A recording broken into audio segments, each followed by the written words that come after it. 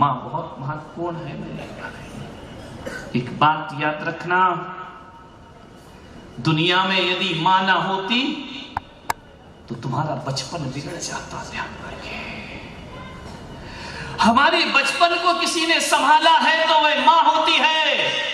और आदमी का चिंतन, इस देश का चिंतन आप देखिए, बचपन बिगड़ता है तो माँ संभालती है, जवानी बिगड़ती है तो महात्मा संभालते हैं, और बुढ़ापा बिगड़ता है तो परमात्मा संभाल लिया करता है। ध्यान रखिए, जीवन के 3 आयाम हैं और 3 महत्वपूर्ण चीज हैं। लेकिन एक बात याद रखना, माँ शब्द को देखोगे तो उसमें भी माँ है, और महात्मा शब्द को देखोगे तो उसके भी आखिरी में माँ हुआ करता है, और परमात्मा को देखोगे तो उसके भी अंत में माँ से नाता नहीं टूट सकता। आप कुछ भी कर लो, लोग कहते हैं कि दुनिया में परमात्मा बड़ा होता है, और मैं कहता हूं कि दुनिया में सबसे बड़ी मां हुआ करती है। मां से बड़ा कौन होगा इस धरती पर? मां। एक निवेदन है, कितने भी जिंदगी में अशुभ दिन आ जाए, कितने भी जीवन में अशुभ ग्रह लग जाए, आपकी कुंडली में कितने भी अशुभ ग्रह हो, आड़े टेढ़े क्यों ना हो, विनोद कुंडली कितने भी आड़े टेढ़े ग्रह क्यों ना हो हमारी कुंडली में, एक बात याद रखना पुणे वालों, कितना भी वास्तु से हमारा मकान खराब क्यों ना हो, और कितने भी बुरे दिन हमारे जीवन में क्यों ना आए, मैं कहता हूं जिनका ज्योतिष पे विश्वास है रखो, लेकिन मेरी बात पे भी थोड़ा सा विश्वास करने का प्रयास करिए। मैं कोई ज्योतिष का विरोधी नहीं, कोई वास्तु का विरोधी नहीं हूं, लेकिन मैं तो इतना ही जान पाया हूं अपने जीवन में कि हाथ की रेखाएं कितनी भी आड़ी टेढ़ी क्यों ना हो, अरे नादान, रोज सुबह उठ के माँ के पैर छुआ कर, तेरी रेखाएं तेरे लिए वरदान का काम करेंगी, सौभाग्य का। माँ बाप के पैर छू लो, जिंदगी के हर अशुभ ग्रह शुभ में परिवर्तित हो। माँ की दुआएं साथ लेकर के चलिए, सुबह से कुछ लो या ना लो, माँ की दुआएं जरूर साथ रखिए। माँ बाप, माँ का प्यार बड़ा अनूठा प्यार होता है, माँ का प्रेम बड़ा अनूठा प्रेम होता है। यूं तो देखा जाए तो माँ से छोटा कोई और शब्द नहीं होता वर्णमाला में, माँ से छोटा कोई और शब्द नहीं है। और यदि गहराई पर जाकर देखोगे तो तुम पाओगे कि माँ से बड़ा दुनिया में कोई दूसरा अर्थ नहीं हुआ करता। एक शब्द माँ, माँ शब्द एक विश्वविद्यालय है दुनिया की, ध्यान रखना। माँ से बड़ी कोई विद्यालय नहीं, माँ से बड़ा कोई विश्वविद्यालय नहीं हुआ करता है। माँ शब्द में सब कुछ समाया होता है। अभी अभी एक वो चला है मदर्स डे, मोबाइल पे चलता है। मैंने कहा यार ये आदमी को क्या हो गया है, ये भारत का आदमी, हिंदुस्तान का आदमी मदर्स डे मना रहा है, माँ का दिन मना रहा है, नादान हो गया है इंसान, इतना भी नहीं समझता कि साल में एक बार माँ का दिन आता है क्या। अरे ऐसा कौन सा दिन है जो माँ के दिन है मेरे भाई। रोज ही मदर्स डे होना चाहिए, रोज ही माँ का सम्मान होना चाहिए, रोज ही माँ की पूजा होना चाहिए, रोज ही माँ की अर्चना होना चाहिए। एक दिन क्यों चुनते हो माँ के लिए, पूरी जिंदगी माँ के लिए समर्पित होना चाहिए। मैं कहता हूं आपसे, इस 23-24 साल में जितनी तपस्या मैंने मोक्ष मार्ग के लिए की होगी, जितनी तपस्या मैं कर रहा हूं, मैं आज जब अपनी मां को देखता हूं तो मुझे लगता है कि जितनी तपस्या मैंने संत बनकर की है, उससे ज्यादा तपस्या उसने मुझे पालने पोसने में अपनी जिंदगी की होगी, उससे ज्यादा परिश्रम किया होगा, उससे ज्यादा कठोर साधना की होगी। आज लगता है एक सन्यासी का सन्यास भी कम पड़ता है मां की तपस्या के आगे, मां की साधना के। 9 माह गर्भ में रखना ये कोई कम तपस्या है मेरे भाई, बहुत बड़ी तपस्या होती है जिंदगी की। माँ के प्यार इतने अनूठे प्यार हैं, इतने अनूठे प्यार हैं।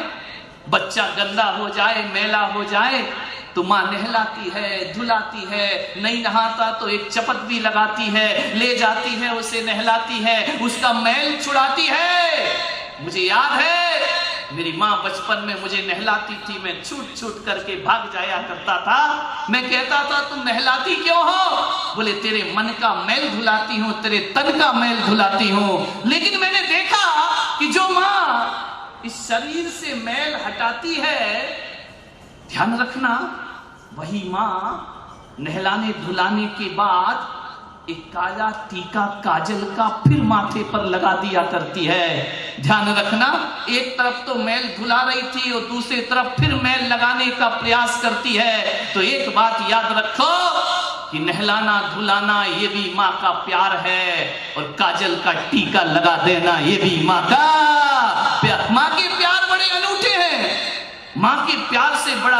अरे अभागे हैं वो लोग जिनके गालों में माँ के चांटे नहीं पड़े हों। ध्यान रखना, अभागे होते हैं वो लोग। एक बात याद रखना, अभागा वो नहीं होता जिसके पास भगवान की छाया नहीं होती, और अभागा वो नहीं होता जिस पर धन दौलत या माया नहीं होती। अरे अभागा तो वो होता है जिस पर माँ बाप की छाया नहीं होती। ध्यान रखना, उससे बड़ा अभागा दुनिया में कोई दूसरा नहीं हुआ। माँ बाप होना चाहिए, कुछ मिले या ना मिले, जीवन में माँ बाप का महत्व जरूर समझने का प्रयास करो। यूं तो रात को कितना भी आंधी तूफान आ जाए, माँ की नींद नहीं खुलती है, लेकिन बच्चा थोड़ा सा कुनमुना जाए तो माँ की नींद टूट जाया करती है।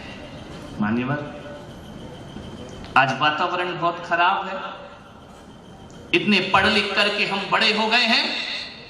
एक लड़का मेरे दर्शन करने आया, मेरे चरण छूने को। उसने कहा कि मुनि श्री, मुझे आपके चरण छूना है। मैंने उससे पूछा कि चरण छूना है मेरे? बोले हाँ। तो मैंने कहा माँ बाप के चरण छूता है? उसकी निगाहें झुक गई।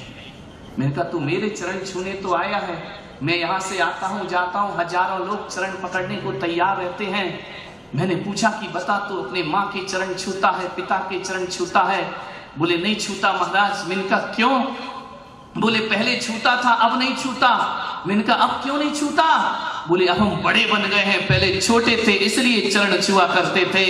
ऐ नादान नौजवान जवानी, अरे इतने बड़े मत हो जाओ कि माँ के चरण ना छू पाओ। एक बात याद रखना, अरे तुम कितने बड़े हो जाओ, कितने भी बड़े हो जाओ, माँ बाप से बड़ा दुनिया में कोई नहीं हो सकता है, माता पिता से बड़ा कोई नहीं। ये डिग्रियां बटोरने से, ये बड़ी बड़ी उपाधियां लेने से कोई बड़ा नहीं हो जाता मेरे भाई।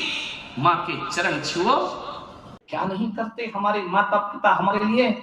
अश्क में भीगी हुई मुस्कान का हम क्या करेंगे? अश्क में भीगी हुई मुस्कान का हम क्या करेंगे? छल फरेबों में मिले सम्मान का हम क्या करेंगे? काम जो औलाद ही माँ बाप के ना आ सकी, तो पूजते मंदिरों में भगवान का हम क्या करेंगे? पूजते मंदिरों में भगवान का हम क्या करेंगे?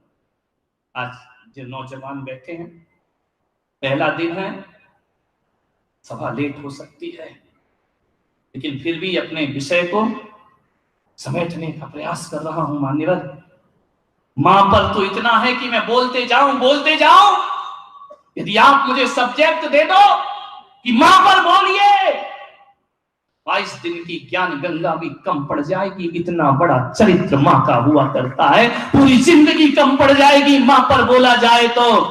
कौन कहता है मां बाप से रिश्ता टूटता? एक बात ध्यान रखना, तीर्थंकर जैसे महापुरुष, इनको भी जन्म लेने से पहले मां की गोद में खेलना पड़ा है मेरे भाई, ध्यान रखना। नारायण पुरुष भी, महापुरुष, अवतार पुरुष, पीर, पैगंबर, महावीर जो भी धरती पर आते हैं, कुछ मिले या ना मिले, मां की गोद में तो सबको जाना ही पड़ता है। एक बात याद रखना, एक मां ही है हमें जो जन्नत से उतार के धरती पर लाती है। मान्यवर, राम को भी मां की गोद में खेलना पड़ा, कृष्ण को भी मां की गोद में खेलना पड़ा, महावीर को भी मां की गोद में खेलना पड़ा, मोहम्मद पैगंबर को भी मां की गोद में। मां की गोद को छोड़ के कैसे जीवन जियो? लोग कहते हैं कि भगवान जैन दर्शन कहता है कि जब तीर्थंकर मोक्ष जाते हैं तो सबसे नाता तोड़ लेते हैं, लेकिन मैं पुलक सागर ऐसा नहीं मानता। बात उल्टी है, बात कड़वी है, बात छुपेगी। तीर्थंकर सबसे नाता तोड़ सकते हैं, कर्मों से नाता तोड़ सकते हैं, संसार से नाता तोड़ सकते हैं, दुनिया से नाता तोड़ सकते हैं, लेकिन कोई भी महापुरुष ऐसा नहीं हुआ, भले वो भगवान बन जाए, लेकिन माँ बाप से नाता कोई नहीं तोड़ सकता है। ध्यान रखिए, ना घर में रहकर, ना सन्यासी बनकर माँ बाप का नाम कोई नहीं भुला सकता है। आज भगवान महावीर, भगवान पारसनाथ, राम, कृष्ण दुनिया से नाता तोड़कर चले गए, लेकिन आज भी दुनिया जब इन्हें याद करती है, ये दुनिया के भगवान क्यों ना बन जाएं, लेकिन आज भी दुनिया याद करती है तो त्रिशला नंदन वीर की और जय बोलो महावीर की। ध्यान रखिए, आज भी त्रिशला नंदन है वो, आज भी कौशल्या नंदन है वो, आज भी वो अश्वसेन के राज दुलारे बामा माता की आंखों के। माँ बाप हमारी पहचान है, हमारा इतिहास है। एक बात बताओ, जायज औलाद कौन है? जिसके माँ बाप का नाम हुआ करता है। और नाजायज औलाद कौन होती है?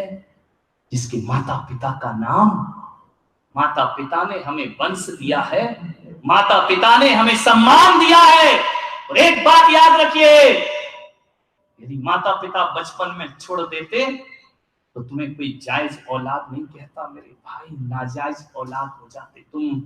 एक माँ बाप ने अपना चरित्र संभाला है जिंदगी भर, तब तुम आज इज्जत की जिंदगी जी पा रहे हो। ध्यान रखिए, माँ बाप ने अपने अरमानों का गला घोंटा है। ध्यान रखना, एक डॉक्टर बेटा, एक इंजीनियर बेटा, एक वकील, एक मजिस्ट्रेट, एक प्रधानमंत्री, एक संत, एक बात याद रखना, आज जो आदमी जहां भी है ना, ये मत सोचना कि अपनी मेहनत और पढ़ाई के दम पर है। अरे तुम डॉक्टर बाद में बने हो, तुम्हें डॉक्टर बनाने का सपना तुम्हारी माँ बाप ने पहले देखा था। ध्यान रखिए, वकील बनाने का सपना माँ बाप ने देखा था। एक नरोत्तम मिश्रा, एक मंत्री है मध्य प्रदेश में, डबरा में वो रहते हैं, मुझे ले गए कि मैंने एक महालक्ष्मी का मंदिर बनाया है, संत जी आप उस मंदिर में चलेंगे? मैंने कहा चलो, मुझे क्या। गया, बहुत सुंदर लक्ष्मी नारायण का मंदिर बनाया है, लेकिन मंदिर के सामने उसे आदम कद की 2 मूर्तियां स्थापित की हैं। मंदिर के सामने उसके माता पिता की मूर्ति। मैंने नरोत्तम मिश्रा से कहा कि ये क्या है? उन्होंने कहा ये हमारे माता पिता है। मैंने कहा इनकी मूर्ति क्यों बनाई है? तो आज मैं जो कुछ भी हूं अपने माँ बाप की बदौलत। हकीकत में कहूं तो दुनिया के लिए लक्ष्मी नारायण अंदर बैठे हैं, मेरे लक्ष्मी नारायण तो मेरे माँ बाप हुआ करते हैं। ध्यान रखिए, अरे कहीं भी दान लिखाओ ना, अपने नाम से दान मत लिखाना। असली औलाद हो तो माँ बाप के नाम से दान लिखाना चाहिए। ध्यान रखिए, कुछ भी करो माँ बाप को बनाओ, माँ बाप को रखो हर जगह।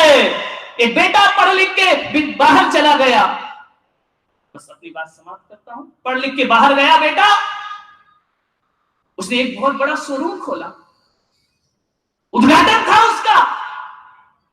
उस बेटे ने अपने पिता को बुलाया कि पिताजी आओ, मेरे शोरूम का उद्घाटन होना है, आप आओ। पिता गया, शहर की बड़ी बड़ी हस्तियां उसके उद्घाटन में पहुंची, नामी ग्रामी लोग उद्घाटन में पहुंचे। बेटा, बाप भी वहीं खड़ा, बाप का सीना गर्व से फूल गया। उसने कहा मेरे बेटे ने मेरी मेहनत सार्थक। उसने बेटे से पूछा कार्यक्रम के बाद कि बच्चे ये तो बता, दुनिया में सबसे ज्यादा ताकतवर कौन है? उस बच्चे ने कहा पिताजी सबसे ज्यादा ताकतवर मैं हूं। मैंने देखो कितना बड़ा शोरूम बनाया है। पिता की नजरें झुक गई। ये बेटा कह रहा है मैंने तो ऐसे संस्कार नहीं दिए। ये कह रहा कि सबसे ताकतवर मैं हूं। बेटे बाप ने कहा तो मैं चलूं। जाओ पिताजी। फिर लौट के आया बाप। बेटा एक बात सच बता, दुनिया में सबसे ज्यादा ताकतवर कौन है? कुछ और उत्तर की अपेक्षा थी बाप को। उसने कहा पिताजी सबसे ज्यादा ताकतवर मैं हूं। तू है? तुझे अहंकार आ गया? नहीं पिताजी, मैं बहुत ताकतवर हूं। बोले क्यों? बोले इसलिए कि मेरे ऊपर तुम्हारा आशीर्वाद है, और जिसके ऊपर तुम्हारे जैसे पिता का आशीर्वाद होगा उससे बड़ा ताकतवर दुनिया में कोई और नहीं हुआ करता है। आप सबसे बड़े ताकतवर हैं। अरे पिता तो वो होता है, माता तो वो होती है कि घड़ा कितना भी बड़ा बन जाए, उसमें कितना भी गहरा पानी और शीतल पानी समा जाए, लेकिन ध्यान रखना उस घड़े के ऊपर एक ढक्कन रखा होता है। जानते हो वो ढक्कन क्यों रखा रहता है? कि उस घड़े के अंदर कोई गंदगी ना चली जाए, उस घड़े के अंदर कोई कचरा ना चला जाए, उस घड़े के अंदर कोई बुरी चीज ना चली जाए। तो बेटा कितना भी बड़ा हो जाए, माँ बाप तो घड़े के ऊपर रखे हुए ढक्कन के समान होते हैं, जो अपने बच्चे के अंदर बुराइयों का प्रवेश नहीं कराने दिया करते हैं।